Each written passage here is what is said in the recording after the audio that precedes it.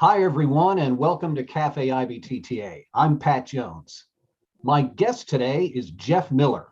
Jeff was appointed Executive Director of the West Virginia Parkways Authority by Governor Jim Justice on August 10th of 2020. Jeff previously served as the County Administrator for the Raleigh County Commission. Before that, he was a market executive in banking for over 10 years. A native of Raleigh County, West Virginia, Jeff is a past chairman and current board member of the Beckley-Raleigh County Chamber of Commerce, past chairman and board member of the BRCCC Governmental Affairs Committee, and past chairman of the United Way of Southern West Virginia. With more than a decade of public and private sector experience in administration, governmental affairs, and banking, Jeff holds a Bachelor of Science degree in Business Administration Finance from Mountain State University. Jeff, welcome to Café IBTTA. It's great to have you with us. Thanks, Pat. It's an honor to be your guest here today. I'm really looking forward to the discussion. Same here. Well, this is Café IBTTA, where we drink coffee and talk about things that are interesting, relevant, uplifting, and fun. And we are taking your questions and comments, and we want to get started right away. So you probably know by now that Jeff is a native of West Virginia, and you've been wanting to meet someone from the Mountain State, and here he is.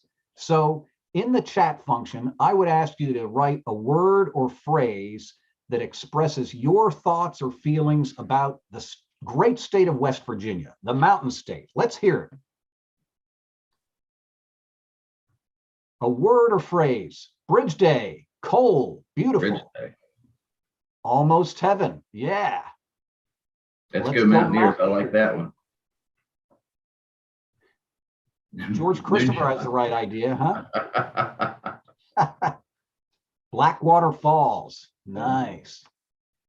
All right. Well, we're going to talk about West Virginia quite a bit here, and we'll come back to some of these comments. But right now we want to get down and really meet Jeff. Jeff, tell us a little bit about your roots in West Virginia, your banking career, and how you came to be involved with the West Virginia Parkways Authority. Right. So yeah, born and raised here in West Virginia, the southern part of the state, Raleigh County. I live in Beckley, grew up in Beckley. Never left, never really even left off the turnpike either. I went to school at a small private college right off the West Virginia Turnpike. It's funny, the house that I grew up in, my parents raised me in, I'd walk to the top of the hill, I could see the turnpike at night. I could see the cars on there. So I've kind of been on the turnpike my entire life. I knew from an early age that I wanted to get into a career that I could help people, a professional career. My father had an accounting background, and my mother was a real estate agent. So she was in sales. He was a numbers guy, and I was kind of born with, I'd like to think, both of those abilities. So immediately I went to school, got a finance degree, pursued a career in banking. I was very fortunate in the fact that I joined a small community bank, rose through the ranks rather quickly. I was recruited by another larger regional sized bank. I then became a market executive, a president for a 12 branch region. I had about 100 employees. I was the youngest market president in the history of that company. It's a very long, an old bank. Actually, the original date of that bank dates before the state of West Virginia being formed. As you probably know, West Virginia was the only state born out of the Civil War. So it's very interesting background that I had. It helped me. It transitioned me very well into this role as executive director. The time that I spent in banking, particularly my focus was commercial lending and an analytical background. But then the leadership role that I served in really prepared me for this. Banking became very stressful. I'll just call it like I see it. It became very overly regulated and very difficult to help people in the manner in which I originally had intended and when I first started into banking. So an opportunity opened up to become the county administrator in the county in which I lived in. and I was always very fascinated with local government. And so I took that, which essentially became a stepping stone for me to become appointed to this position. At the time, one of the county commissioners that I worked for while I was there was tapped by Governor Justice to be the Department of Transportation Secretary. So he and I had a relationship, and he knew the enthusiasm that I would bring to this job, a fresh set of eyes that I would bring to this job. So when the opportunity came, and Greg Barr, who was the general manager of the West Virginia Turnpike before me, a truly wonderful gentleman. For 18 years, he served as the general manager of West Virginia Turnpike. When he retired, Bird White, who was the secretary, recommended my name to the governor, went through the process, and was eventually appointed as the executive director of the West Virginia Turnpike. So almost at 2 years now. I've learned a lot in that 2 years period, particularly stepping in from not having any true industry experience. But I summarize it as the dream job for me that I really didn't know existed. I love what I do. I'm passionate about what I do, and it's really just renewed just a sense for me personally in everything that I do, and it translates over into my personal life as well. So very pleased, very blessed with where I'm at right now. I think it's interesting you talk about it being the dream job that you didn't know you were going to have, and you also talked about how as a child you could see the West Virginia Turnpike from your home. So it was right out there in your future, right? There's another pretty interesting coincidence, I guess you could say, a fact, and I don't even know that I've shared this with many people, but when the West Virginia Turnpike was first commissioned in the late 40s, the gentleman that was the governor at the time, his name was Okie Patterson. Upon his term ending, it ended right before the actual opening of the West Virginia Turnpike. He became the first executive director of the West Virginia Turnpike. When he retired from that job, he then became the president of Raleigh County National Bank, the bank in which I served as the successor to Raleigh County National Bank. So I had the same office as him, actually sat at the same desk that he had. And then I became the executive director of the Turnpike. So I've shared two positions with the governor that was at the time the Turnpike was commissioned. And I have no intentions of trying to obtain that third job ever, but I'm very happy with where I'm at. We'll see. I think the campaign chests are starting to fill up right now, Jeff. I haven't filed a campaign finance report yet, I can tell you that. There's a nice comment in here from Rush Wicks. He says, Greg Barr was a good man. He took the time to interview with me on the phone at length when I was writing my major grad school paper on tolls. Well, there you go. Excellent. Greg was the one. I got to spend 90 days with Greg. That's what I got. Wow. I learned a lot. Yeah. Wow. Well, Jeff, by your own admission, you are a shameless promoter of the state of West Virginia. Would you tell us some of the things about the state that you love to help us appreciate it the way you do? Yeah. I think all of us are in some way ambassadors to the state in which we live, but for whatever reason, it's embedded in us in West Virginia at a very early age. I mean, it's a requirement in schools, West Virginia. 8th grade history is West Virginia history. I really became obsessed with it. I took a lot of time. I learned just the beauty of the state of West Virginia, the outdoor recreation that exists. And West Virginia right now has a tremendous amount of momentum. We are recently, the southern part of the state and much of the area in which the Turnpike runs through has been designated, the New River Gorge area has been designated as the newest national park. So our tourism industry right now is just absolutely blossoming. Governor Jim Justice right now has a wonderful vision. We have a great partnership with our DOT and the tourism department. So we're really capitalizing on the opportunity for the nation to see us for really what we've been overlooked for many, many years. We're very centrally located on the East Coast, and we're honestly, I think within 500 miles of 2/3 of the population of the entire United States. We've seen a tremendous influx of people from COVID, to be honest. A lot of people they're running for the hills, I guess you could say. So we've had the opportunity for a lot of people to discover us. There's a lot of tourism magazines and TV shows that are really coming in and doing specials on the New River Gorge Park's not really been a secret for years, but the new designation is a national park. I mean, there's people out there that make it a point to travel to national parks on a regular basis. So we're seeing a tremendous amount of influx of residency, but also tourism. So when I get the opportunity to attend these conferences and stuff, people always have a lot of questions, and I always get, I've never been to West Virginia. I'd love to go.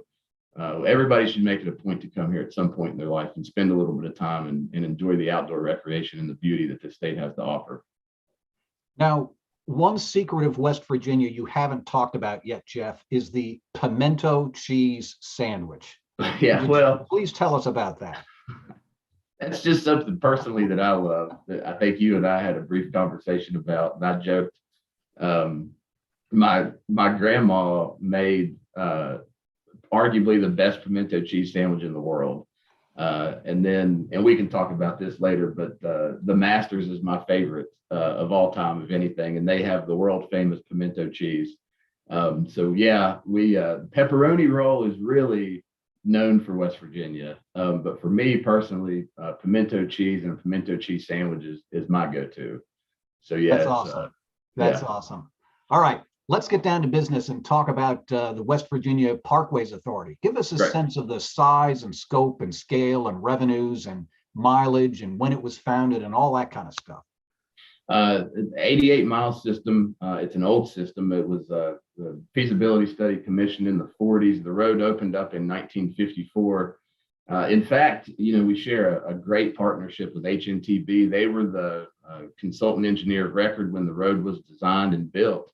And we've maintained that partnership with them for over 70 years. 426 lane miles. There's 116 bridges on those 88 miles. Wow. It's a very complex system in terms of maintenance. It's a very challenging and rough terrain. In fact, when the road was opened, there was 33 million cubic yards of limestone shell and earth moved to make this road. It runs from Princeton to Charleston. The elevation changes on this road go from 600 feet above sea level at the lowest point to 3,400 feet at the highest point. It's divided within 3 sections, and there's times that you can have a blizzard at one section and the sun is shining at one section. So it's challenging. When the road first opened, actually, the New York Times wrote something. It's probably my favorite quote about it said that the $133 million engineering marvel that beat the mountains has converted the area into a tourist attraction and a motorist dream. For 88 miles, the turnpike threads its way over, under, and through mountains, affording travelers a time-saving, high-speed route which, despite its practical purpose, rivals many roads that were built exclusively for scenic purposes. And I think that really best describes the West Virginia Turnpike even to this day. That's a really nice analysis by the New York Times. Beautiful. Yeah. Just beautiful. Yeah. Now, the West Virginia Parkways Authority also has a role in economic development in the state. Tell us a little bit about that. Yeah, so this is a very creative and outside of the box thinking. Over 25 years ago, the Turnpike Authority developed an economic development project in Raleigh County, and it's called Tamarac. And what it is, it's an artisan center exclusively for West Virginia artists for handmade crafts. It has an art gallery. For the last 2 years, it's one of the best art gallery in the entire state.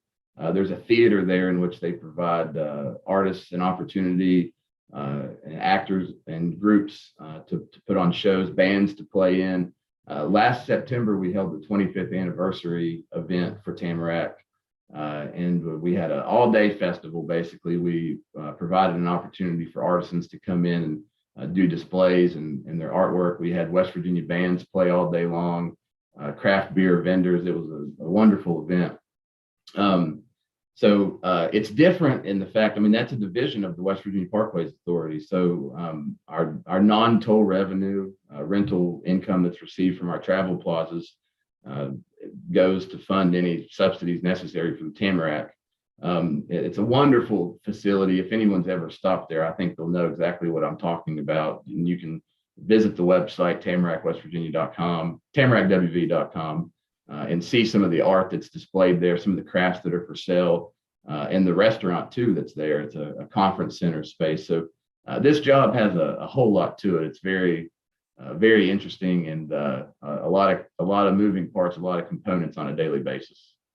Jeff, can you spell Tamarac? And we'll put it in the chat so our viewers can go visit that website. How do you spell Tamarac? Yeah, TAMARACK. Okay, beautiful. And that's TamaracWV.com. Tamarac.wv.com. Yeah, you can Google Tamarac WV. It'll come up. Okay, beautiful. Yeah, beautiful. It's a wonderful facility, beautifully designed too. Now, Jeff, you have what I would describe as something of an unusual tolling structure, and that some of your colleagues who are executive directors of other toll facilities marvel at. Would you tell us a little bit about that tolling structure?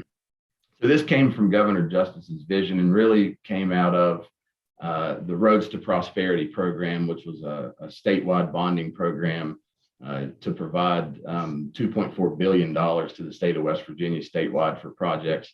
The West Virginia Parkways Authority was tasked with a $500 million contribution to that Roads to Prosperity program through the leveraging the net toll revenue. By doing so, we were able to design a program, and it's a single fee, unlimited use discount program for just a regular passenger car, a 2-axle, just what we consider a regular passenger vehicle. It's an unlimited use single fee program. It started off at $25 a year. And when I mention that at conferences or when I'm speaking to other people, it's people stroke out when I tell them that. They ask, well, how do you make money? 75% of the revenue that's received on the West Virginia Turnpike comes from out of state and commercial traffic. So we're not a commuter road. In fact, holiday traffic, holidays are our busiest time of the year. Monday through Thursday, there's obviously a lot of local use, but Thursday afternoon through Sunday, it's all out of state license plates. And honestly, it is. It's a pass through turnpike. It's a part of the federal interstate system, and we get a tremendous amount of traffic from Ohio, Pennsylvania, New York, and people from Florida coming north and south. So we're different in the fact that we were able to leverage that to do our bond issuances, provide that money to the DOH. We're completely self-sufficient. So the turnpike, we fund all of our O&M, all of our own capital projects, our renewal and replacement. We originate the debt and we pay the bill each year, and the state of West Virginia benefits from the toll revenues that we receive, of which 75% come from out of state traffic and commercial traffic. So it's a very different, it's not a system that could be implemented just anywhere. We're in that posture to be able to do that, and we took advantage of it, and that was through Governor Justice's Roads to Prosperity program. Beautiful, beautiful. Well, related to the tolling structure, we've got a question from Rush Wicks. He says, with the new annual fee discount program in place for West Virginia Easy Pass tolls, how much more traffic is now using Easy Pass, and is open road tolling a future possibility on the turnpike? That's a good question. Our Easy Pass penetration since the implementation of that system has increased, but we still don't have it to where we would like for it to be. So 2018, we were right at less than 40% Easy Pass usage, and right now we're a little bit over 60%. Now, as I mentioned, Monday through Thursday with a lot more local usage, we average about 70%. Open road tolling probably will never be a possibility for the West Virginia Turnpike simply because of the terrain. It would require a complete redesign and partial reconstruction of the road. And for those of you that are familiar with the road in particular, we have one toll plaza, Barrier C, here near Charleston, that it hugs a mountain. It was purposefully put there to slow traffic down. And when the road was built, a decision was made at that time: do we cut through that mountain and continue the road through there, or do we put a toll plaza there and purposefully slow traffic down. So it would require hundreds and hundreds of millions of dollars for us to be able to even have the road designed in a manner which would allow open road tolling. So the answer to that is probably not in the near term, or at least hopefully not within my career. All right. Our guest today on Café IBTTA is Jeff Miller. He's the Executive Director of the West Virginia Parkways Authority. We are taking your questions. Please put them in the chat using all panelists and attendees or everyone. And I just want to emphasize that the I in IBTTA, I noticed in the participants, we have Santiago Corral from Madrid, Spain. Santiago, a good friend. He served on the IBTTA board in the 1990s and 2000s. He was our international vice president and became president of IBTTA in 2006. So Santiago, our best to you and Carmen and the entire family. It's great to see you on Café IBTTA. Hey, Jeff, returning to some business issues. Yeah. COVID obviously had a big impact on the entire tolling industry in terms of punishing the revenue stream. Tell us about some of the effects on your road and how you responded. Yeah, so again, when I stated a moment ago a little bit how we're a little bit different in the fact that we're a critical commercial trucking route. So yeah, we were obviously impacted by COVID as everyone else was. It was more short term for us though, in the fact that passenger car traffic for the first several months decreased tremendously. We had 2 months in 2020, April and May, in which we saw significant decrease in transactions and revenue. But we rebounded very quickly, and that was driven primarily because of the commercial truck traffic that we have. So it was tons and tons of Amazon Prime trucks on our road. Everybody was ordering everything at that time. We actually saw an increase in commercial truck traffic. That was driven, then eventually people, wanted to get out and at least just drive. So really it was really about 4 to 6 months before we were able to rebound and really get back to a pre-COVID level. That allowed us the opportunity in 2021 to go to the bond market at a time when not many tolling authorities were issuing new debt and going to Wall Street. So when we did our rating agency presentations, that was the story that I told. That was what I focused in on, the fact that, hey, look, we're going through a global pandemic right now. Our traffic and revenue study indicated that it would take 12 to 14 months for us to fully rebound, which was very aggressive compared to the industry standard. And really, it was about half of that time that we were able to get back to an even level that we were in. And we've actually seen a full increase of commercial truck traffic, almost to 7% since pre-COVID. So we actually have an increase in transactions right now because of that. So we were very fortunate in that fact, but more so it was just because of the geography and terrain of West Virginia. You may try to avoid the West Virginia Turnpike, but you only do it once. Otherwise, you go off the side of a mountain, right? It takes a while. Yeah, it's scenic. It's scenic as can be, but it's going to take you a few more minutes to get around that thing. Well, we talked a little while ago about your unusual toll rate structure, but something else unusual is you've got some very low leakage in West Virginia, toll revenue leakage. Could you talk to us about that? Well, we still utilize cash collections in the lanes, and we have to do that because of our much lower than industry standard penetration rate in AVI. So, that's the best case scenario for us in order to capture all of the revenue that we can, essentially at the point of sale. And I understand all electronic tolling, and I certainly support that. And hopefully one day West Virginia will be at that point. But right now it's very difficult to go to our board of directors and to our governor's office and say, let's put 40% of our revenue out for a bill by plate scenario or a collection scenario. So essentially, our violators, which are minimal, what we collect in administrative fees is typically net neutral. So we really don't have a lot of leakage now. For me personally, though, I set in on the lost revenue task force meetings as much as I possibly can to learn more about that, because one day that will be where West Virginia will be at in terms of tolling. And we do need to learn that so we can implement that in the most efficient manner. Beautiful. Safety is a big issue for everybody who operates toll facilities. And we got a question from Tim Bosch. Given the weather and terrain, what are your main programs around safety along the Turnpike?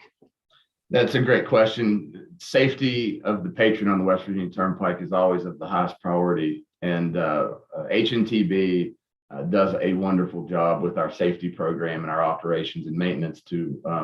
We monitor that on a regular basis. We're constantly implementing safety enhancements, and we've done many safety enhancements along the West Virginia Turnpike over the years to ensure that everyone has the best possible experience on the West Virginia Turnpike, and whether that's by extra lighting or chevron signage or extra barrier walls, and even increasing the height of those barrier walls. It's a difficult road, and because we have so many out-of-state individuals on that road that aren't used to the curves and used to the mountains, accidents happen.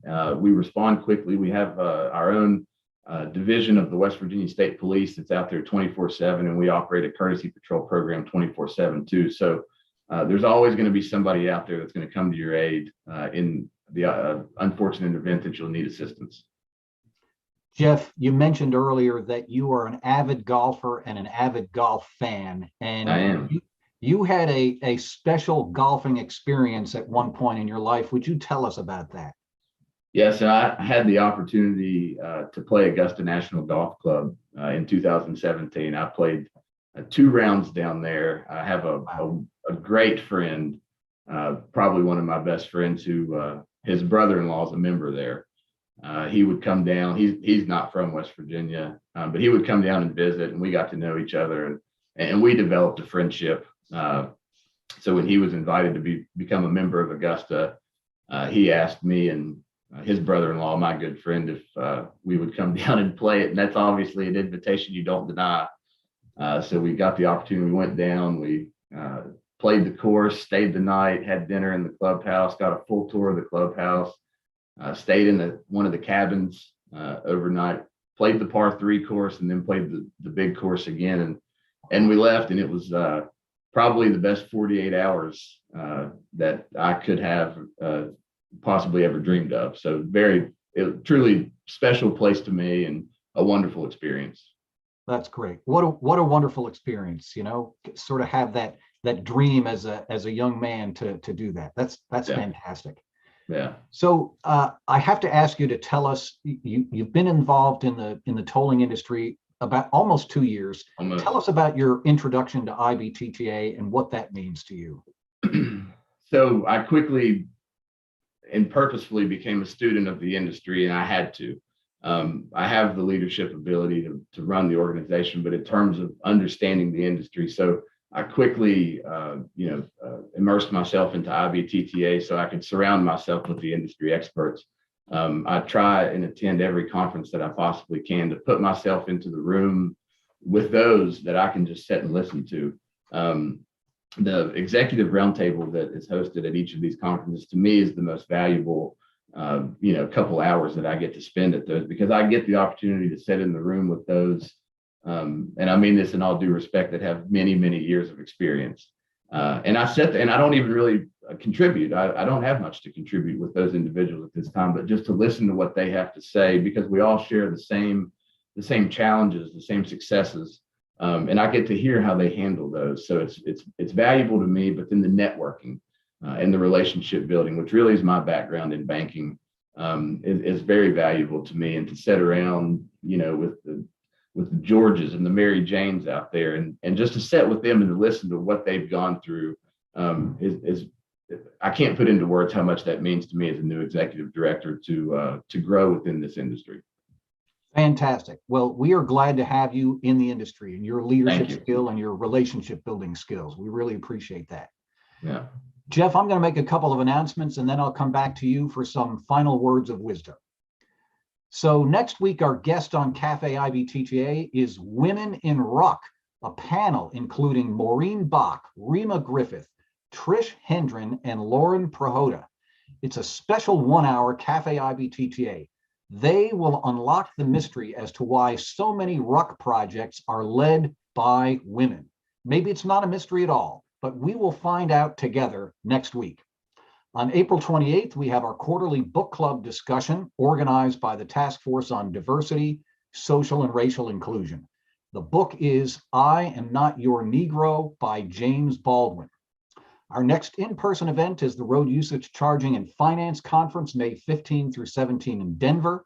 It's being held in conjunction with IBTTA's Board of Directors and committee meetings. We have 6 partners, 3 hosts, and our CMOs are Carol Kuster from Bay Area Toll Authority and Mike Davis.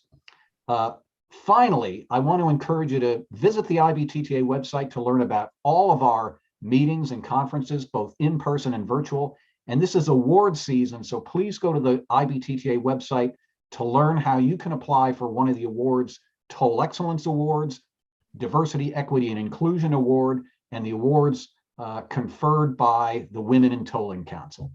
So Jeff, it's been great to have you here. What final words of wisdom do you have before we sign off today?